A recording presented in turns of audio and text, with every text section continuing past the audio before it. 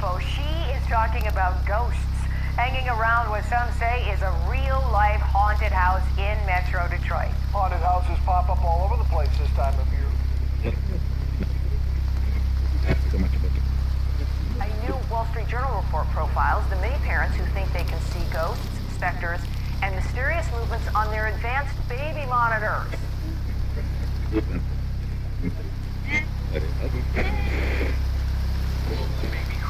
I freaked out. I stopped what I was doing and I ran upstairs and I grabbed my daughter. Heather says this so-called ghost scratched her daughter Lily and attacked her too.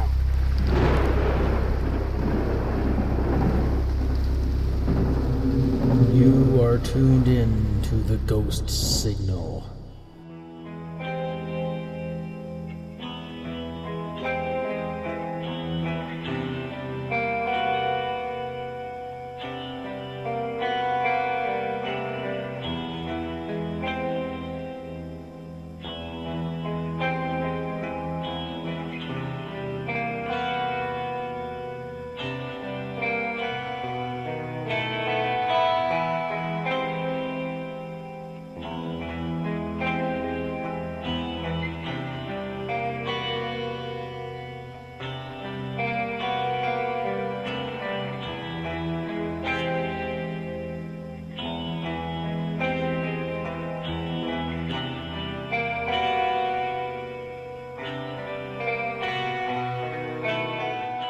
Hello once again, dear listeners, to the Ghost Signal.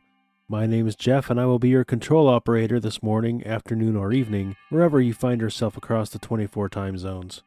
If this is your first time dialing into the Ghost Signal, glad to have you along. But if you are a return listener, welcome back. This is episode 3, An Invitation Revoked, in which we will take a look into the true story behind one of the most iconic horror movies of all time, The Exorcist. I also have a listener-submitted story about a possible UFO encounter, so stay tuned. We're just getting started. If you have a spooky story or a creepy caper, or you have written a short story with a paranormal twist, visit theghostsignalpodcast.com and click the link to email me. The first 10 submittals I read on the show that also send a mailing address will get a 3x3 sticker with the Ghost Signal logo as a sign of my appreciation, and you can choose to remain anonymous if you wish. I also would like to inform you of the upcoming Patreon for the Ghost Signal. While details have yet to be finalized, there will be 2 tiers to start, a $1 per month and a $5 per month. There will be fun and unique benefits available, so choose the tier that's right for you. We travel now to Maryland for the story of Roland Doe and his battle with forces beyond his control, and the story that made William Peter Blatty famous. This is the story of An Invitation Revoked. Listener discretion is advised. Prepare for dead air. Dead air.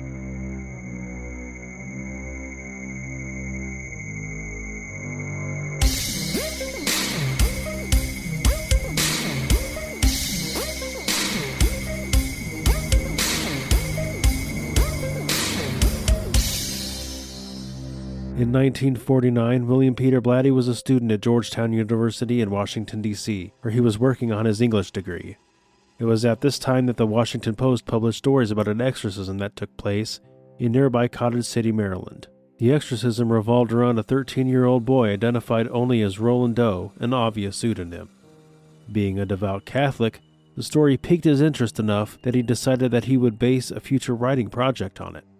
Blatty was a comedy writer to start, so when he first saw the following story in the newspaper, he put it in the back of his mind.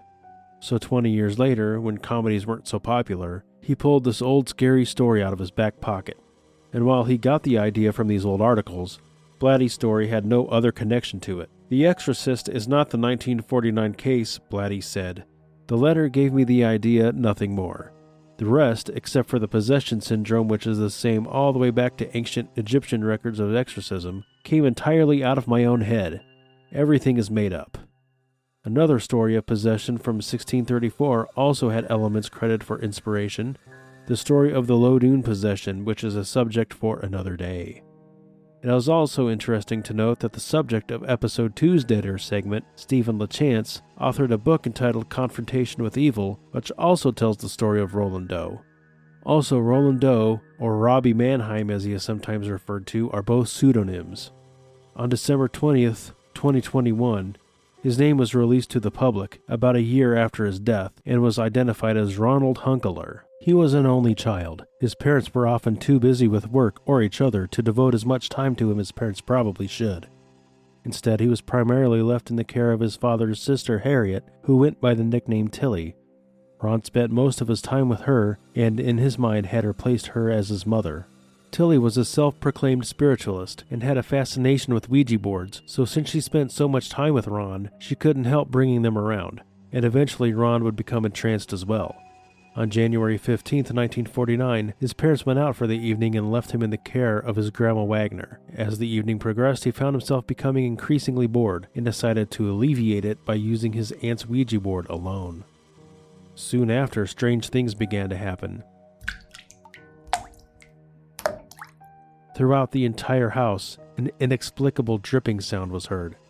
But upon investigation, neither Ron nor his grandma could locate the source. When searching for leaky faucets or pipes, they instead found something even more unsettling. Grandma's favorite painting of Jesus was shaking violently on the wall as if it was about to attack them. Removed from the wall, the painting was once again pacified, and the search continued, but the source was never found. Later that night, the dripping sound had faded away but was replaced by something far more ominous: scratching. Ron's father believed that they had a sudden infestation of mice and resolved to call the exterminators as soon as possible, but they also found nothing.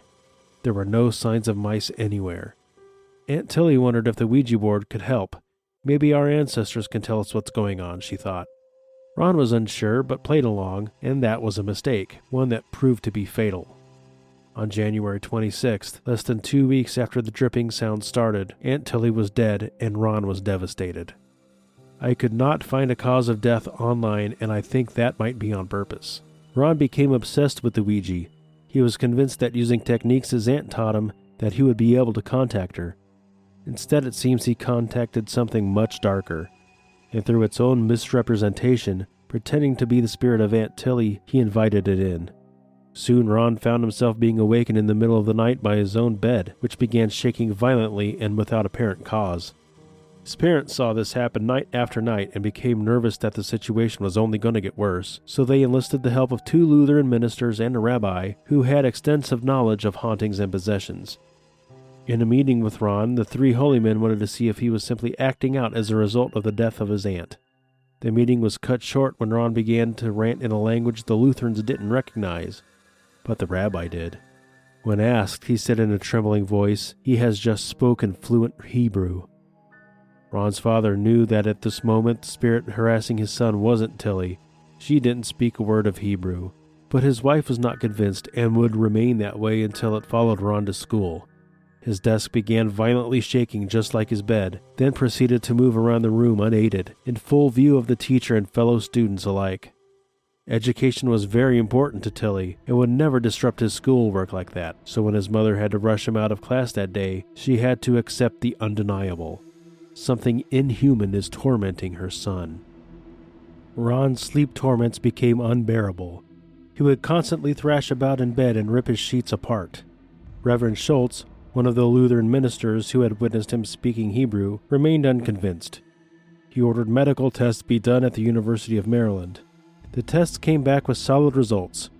Ron was a perfectly normal, healthy kid with no abnormalities detected. Mystified, Reverend Schultz asked his parents if he could take Ron to his parsonage for a few days for observation. He wanted to determine if it was the boy that was haunted, or if it was the house that was haunted instead. His parents agreed, and on Thursday, February 17, 1949, Ron was taken to the Reverend's home. When the sun was up, Ron was perfectly normal. He and Reverend Schultz would have pleasant conversations, share jokes, play cards, normal, average, everyday stuff. But when the sun retreated to the distant horizon, a true evil awoke and took control. It started again with the distinct sounds of scratchings on the walls. Reverend Schultz thought that the boy was just playing around and went to check on him. The scene that greeted him was 100% high-octane nightmare fuel. The bed was levitating, violently vibrating, but Ron wasn't on it. He was sitting in a chair next to where the bed should have been, staring vacantly off into space. Even the chair he was sitting in was slowly being turned over. Regaining his senses, the Reverend moved closer to Ron and saw 2 dark images slithering on his skin like snakes, leaving a trail of blackness in their wake. Schultz leaned in to get a better look, and that's when he noticed they resembled tattoos that had come to life. Then the markings began to swell. He thought to himself, what manner of evil is this? But was cut off mid-thought by a burst of warm liquid that had gotten all over his face and in his eyes. He tasted copper. It took Schultz a few moments to realize what had happened. The swollen markings that had moved to Ron's chest had exploded. Horrified, Reverend Schultz looked into Ron's eyes to see if he had snapped out of his trance yet, but was instead greeted by the reddest, most horrible demonic eyes the Reverend had ever seen. The good Reverend Schultz found himself staring directly into the eyes of Satan. The Reverend ran. Behind him the devil bellowed, uttering something indecipherable between laughs. But Schultz didn't care. He locked the door to Ron's room and called the boy's family. He was noticeably terrified and out of breath. "Shit just got real," he said. "It's time to call in the Catholics." Yeah, that's paraphrasing, by the way. Ron's parents then took him to see Father Albert Hughes at St. James Catholic Church, who was totally and completely skeptical of the entire affair. But he could see the boy needed help, so he agreed to do a pre-ritual interview with him.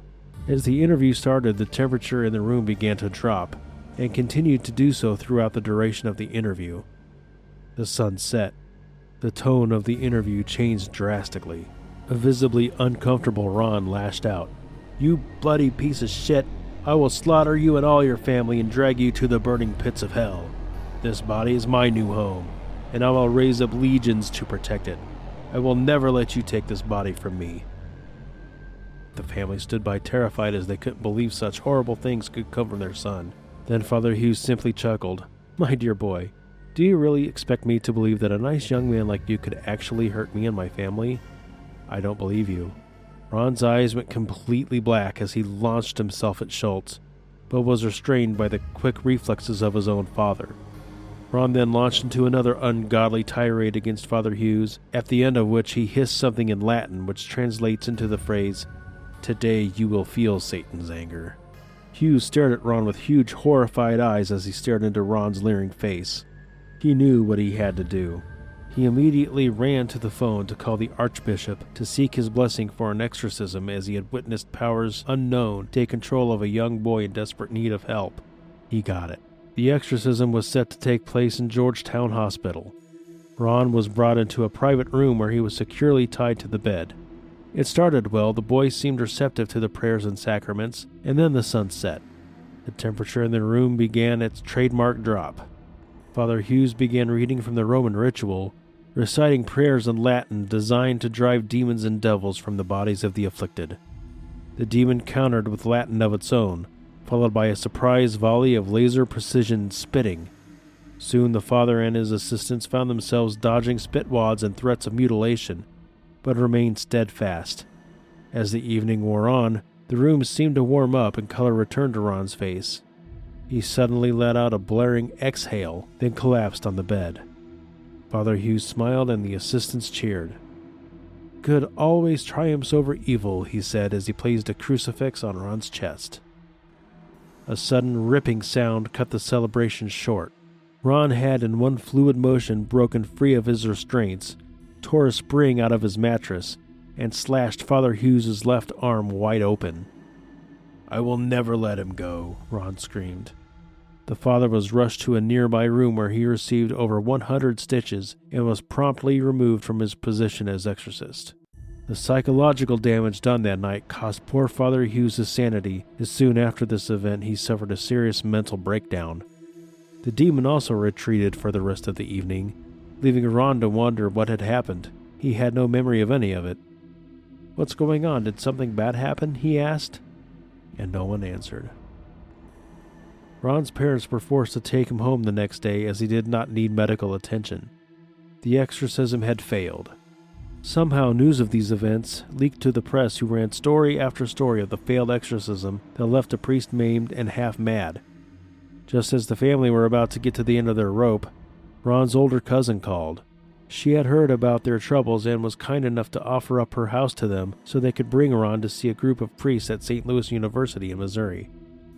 With no other options, and desperate for help, they agreed. On March 9, 1949, Fathers Bowers, Bishop, and Halloran came to the house to see Ron for themselves.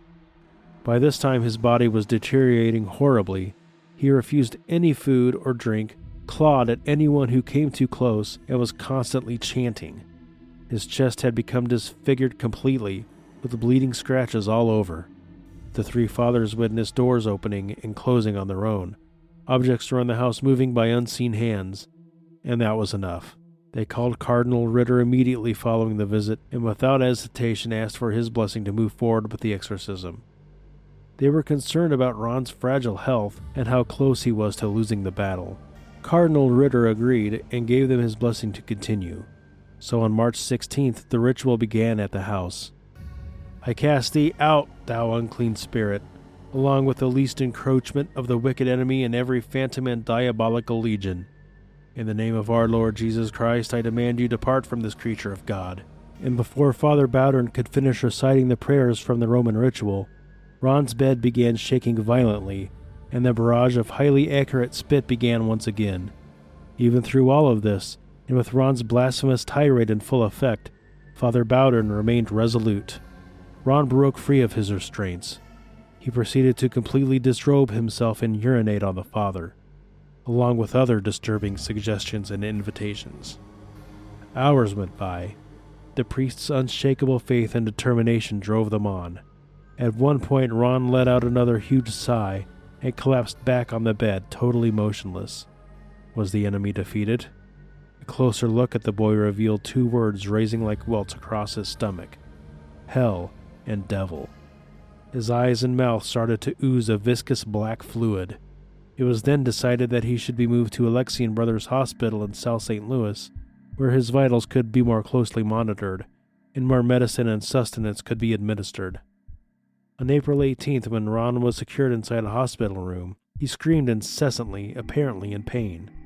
Father Bowdern decided not to restrain him just yet.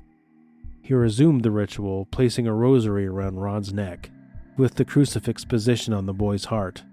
Father Bowdern recited the entire ritual in Latin. When he reached the end, Ron's eyes went black again. He screeched at an ear-piercing pitch. Then he belted out the words, "I am in hell. I see you. You're in hell. It's 1957. He said this in a voice that could only be described as the voice of death. The room grew dangerously cold. He continued, "You shall feel the fiery flames of destruction today. I am taking another one of you with me." The rosary lifted itself up over Ron's head and smashed into a nearby wall. At this exact moment, the boy struck Father Halloran in the face and broke his nose. The priest then thought it was a good idea to restrain him. "I cast thee out, thou unclean spirit." The exorcism proceeded on into the evening. Squirming under his restraints, he began offering Latin responses to all of the father's prayers until he went completely stiff and silent. He laid as still as a corpse. Father Bowdern went over to check on his vitals, afraid that the battle had claimed Ron's young life. But as soon as he got close, Ron sat up bolt upright and with a thunderous voice stated that he was the Archangel Michael, sent by God to drive the demon out. Then another voice, completely different, answered, "We are Legion and we will never leave." The lights went out. In the darkness no one could see Ron, but they could hear him writhing. He suddenly screamed, "It burns! It burns!" A flame shot up into the air from Ron's bed and immediately extinguished itself. "Get out! In the name of God, get out of me!" He screamed in absolute fear and agony. The lights flipped back on. The temperature in the room began to return to normal. "Satan will never leave him," Ron belched. He fell back onto the bed, and the room was silent. After a minute, Ron slowly sat up and described a vision of the Archangel Michael holding a flaming sword, and was normal again, and would remain so until the end of his days. It was over. It is interesting to note that the Catholic Church filed a dossier which stated that the possession of Ronald Hunkeler, or Ronald Doe, was genuine, with the signatures of 41 people who were there that day. Fathers Bowdern, Bishop, and Halloran all went on to have perfectly normal careers within the church. Father Halloran in 1988 was working in the alumni office at Creighton University in Omaha. When asked about his role in the exorcism, he attempted to downplay it, claiming that none of the events he witnessed were beyond the ability of a 13-year-old boy, including the breaking of his nose. Father Bowdern, however, insisted on the authenticity of the exorcism until his death in 1983. William Peter Blatty's novel, which was published in 1971, sold over 11 million copies worldwide, while the film adaptation is regarded as one of the scariest movies ever made, and despite having been released nearly 50 years ago, still holds up quite well in my opinion. The success of the film was instrumental in church attendance numbers rising, as well as the number of exorcists living and practicing in the U.S. going from 4 to 125 due to increased demand. Ronald Hunkeler faded from the public eye and lived the rest of his life quietly as an engineer for NASA, working at the Goddard Space Flight Center for 40 years. He was always worried about his true identity leaking to the public, and according to a co-worker, had a terrible life from worry. Despite this, he would still send Father Bowdern an occasional letter, thanking him for saving his soul all those years ago. He passed away in 2020 after suffering a stroke at his home in Marriottsville, Maryland, at the age of 86. His secret mostly intact. And that, dear listener, is why you always read the instructions before you use your occult-powered hotline to the devil board. Maybe, unless you know what you're doing, just don't. The clock is about to strike midnight. Time to clock in for the graveyard shift.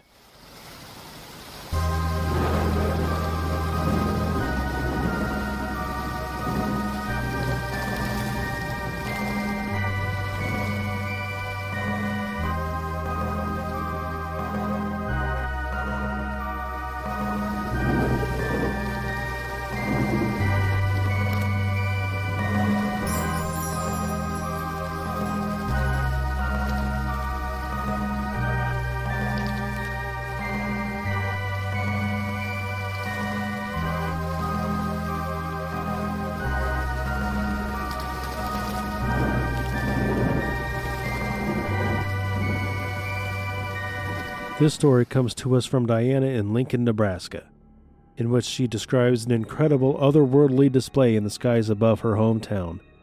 In it she writes, "I grew up in Atchison, Kansas, one of the most haunted cities in the Midwest. This isn't a story of a haunting, however, but it is of a paranormal nature. It was a clear, mild night in October of 1974. My friend and I were walking from a Wednesday evening church supper to a play practice at the junior high school just a few blocks away. We were visiting and laughing when we turned a corner and the neighborhood Safeway came into view. Suddenly, what we saw stopped us dead in our tracks. There, in the sky above Safeway, we saw a circle of lights that were too big to be from a plane and too high to be from a searchlight. We looked at each other, wondering what on earth they were coming from. All of a sudden, the circle of lights started rotating, slowly at first, then very fast. After that, they started zooming from one side of the sky to the other, and then vanished. Again, we both looked at each other, but this time we both shouted "run," and ran all the way to the school. When we got there, we were completely out of breath, and we swore to each other that we would never tell another soul. I've kept that promise until very recently. I believe it's important to tell these stories so that others who experience things like this will know that they are not alone. Seriously, what even were the 70s? I've seen some pretty strange stuff, but that's got me beat. And that, dear listeners, is episode 3. If you've made it all the way to the end, I hope you enjoyed it. Please email me at theghostsignalpodcast@gmail.com if you would like to share your spookiness with the rest of the world. And don't forget to visit theghostsignalpodcast.com for all the latest updates and the launch of the Ghost Signal Patreon. The Ghost Signal is executively produced by Jason Wilson, custom sound beds by J.M. Scherf, video editing wizardry by Hale, and Patreon mastery by Brooks Bigley. And my name is Jeff, your friendly control operator and your ghost host with the most. The next time the Ghost Signal hits the airwaves, we will examine the tale of Moll Dyer, one of the true life inspirations for the Blair Witch, along with a few more ghoulish goodies from beyond the grave. Until then, dear listener, ending transmission. Reach me at theghost-signal-podcast@gmail.com. This has been a Grey Rooms production. Copyright 2021 and 2022. The ghost signal is lost. Transmission terminated.